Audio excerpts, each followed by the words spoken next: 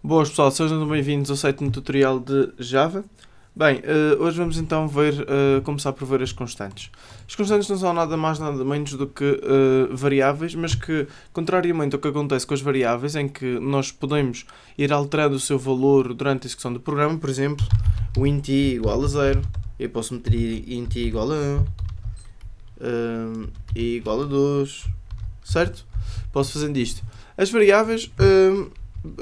as constantes, queria dizer, não dá para fazer isto. Como o próprio nome indica, constante, nós só podemos atribuir um valor uma vez e durante a execução do programa nunca podemos fazer a alteração do valor. Como é que nós fazemos?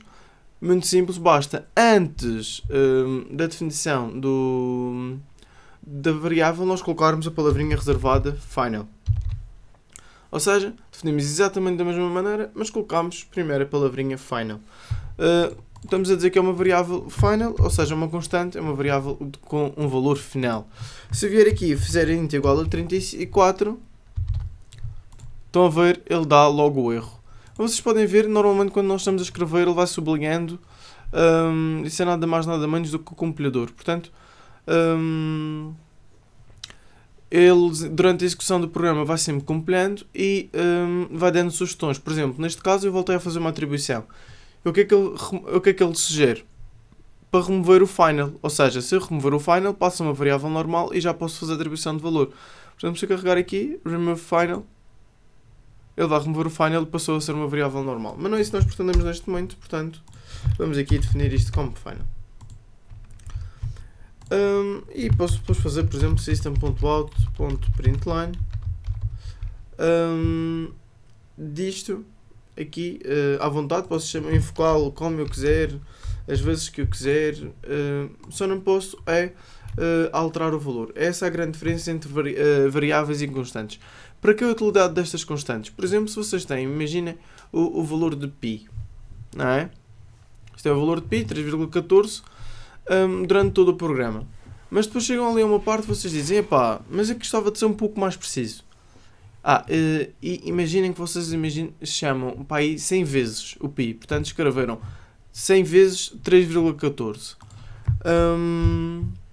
Quando vocês vão então ter que mudar, por exemplo, queriam mudar o 3,14 para 3,141, o que é que acontece? Têm que ir aos 100 sítios diferentes, mudar para 3,141.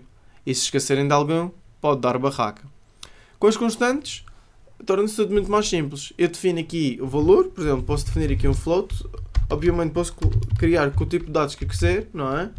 Um float aqui eu defino que é 3,14, não é? E quando eu fizer a impressão do wave, por exemplo, ele vai mostrar os 3,14 como eu pedi, não é? E depois, quando fosse para mudar para 3,141, era só alterar cá em cima na definição, em vez de ter que ir às 100 posições diferentes mudar o seu valor. Como podem ver, alterei o valor. E é isto que eu tenho para vos mostrar de constantes. Vamos ainda ver também algumas brincadeiras que nós podemos fazer com o println. O que é que nós podemos fazer então com o println? Bem, nós como já vimos, o println serve para apresentarmos mensagens ao utilizador na consola, mas ele não permite só escrever palavras nem escrever só frases. Ele permite-nos também, por exemplo, concatenar, ou seja, juntar ou duas variáveis ou duas frases separadas e juntá-las tudo numa só. Vamos então já ver isso. Agora não sei porque o meu Eclipse tinha crashado, mas vamos então ver aqui só, por exemplo, um int i igual a 15, um char c igual a g e uma string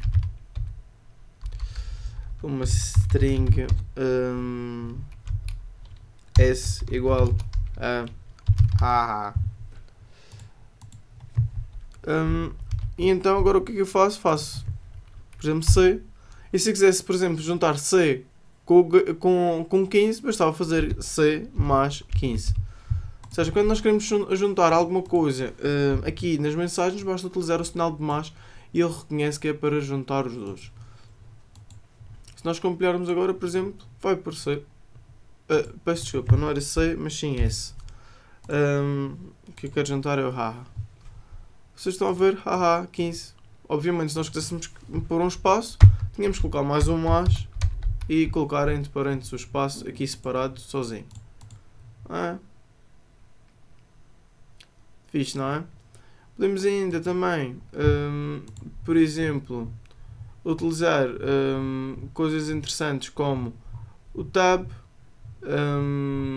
e também o enter.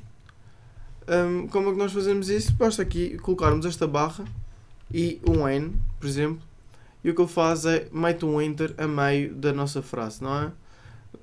Daquilo que nós tínhamos visto até agora, se calhar íamos ter que fazer isto com duas linhas, fazer um print line do S e depois outro print line para o coisa, mas podemos fazer isto tudo na mesma linha muito rapidamente. E temos também o barra T, que é nada mais, nada menos do que um tab.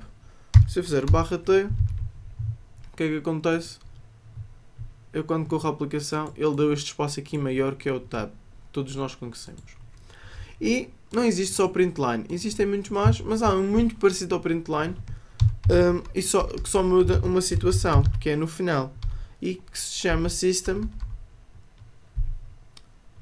Chama-se system.out.println. Print só, peço desculpa. E se eu fizer, por exemplo, 15, por exemplo, até posso meter um valor qualquer aqui, uma constante, que isto são considerados constantes, apesar de não estarem definidas em valor nenhum. Se eu colocar aqui, colocar lol, ele escreve exatamente o mesmo. Agora, vocês questionam-se qual é a diferença entre um e eles. Aqui, como diz, este println é nada mais nada menos do que um println. Ou seja, quando chega ao final da linha, ele dá um enter, mesmo sem nós pedirmos. Enquanto este print vai sempre escrevendo para a mesma linha. Então, se eu fizer aqui um novo print, ele vai continuar a escrever para a frente. Como vocês vão ver, ele não dá o enter sozinho. Se eu quisesse fazer deste print um println, tinha que fazer o barra n. Certo? Portanto, também é útil o print em certas situações quando nós queremos escrever sempre para a frente, por exemplo. Outra situação que eu acho que vocês já se aperceberam foi anteriormente quando me enganei. Se vocês por acaso tentarem concatenar um char com int, querem juntar o GUI com 15, o que é que acham que vai acontecer? Muito bem, vocês já sabiam, ia dar 118. Isto porquê? Porque como a string não, o char é guardado é guardado como um valor inteiro que pertence ao código ASCII, e eu quando coloco aqui o sinal de mais com o int, ele pensa que é para fazer uma soma. Ele fica confuso e acha que é para fazer uma soma e não para juntar os dois.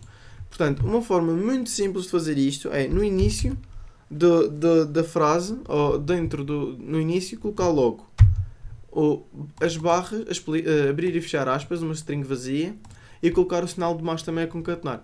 O que é que acontece? Ele faz com que ele saiba que isto passa a ser tudo uma string só, e não uma soma.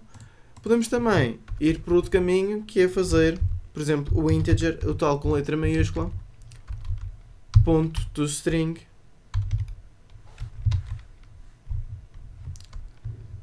o integer ponto toString, e dentro do toString colocar o i. Certo? E se nós fizermos isto, ele também vai concatenar ambos G15. Eu pessoalmente, por ser preguiçoso, gosto mais da primeira, em que nós só vimos aqui, basta colocarmos aqui, fazer a pequena batota, e ao correr já está a funcionar direitinho. Bem, é isto que eu tinha para mostrar hoje, são as constantes e os outputs. Só contar um pequeno segredo, porque não mas ninguém sabe. Vocês devem ter reparado que a minha interface apareceu assim ligeiramente diferente, não é? Pois. É que entretanto, enquanto estava a fazer os vídeos, saiu uma nova versão do Java e eu formatei o meu computador. e alguns vídeos, como vocês vão reparar, eu tive de repeti-los, e vai aparecer alguns com a versão anterior, na altura que eu comecei a gravar os vídeos, e uns com a versão recente, depois de ter formatado o computador. Portanto, eu tenho o computador formatado e os vídeos vão aparecer uns com a interface nova e outros com a interface velha. Vemos no próximo vídeo, é sobre inputs. Fiquem bem, pessoal.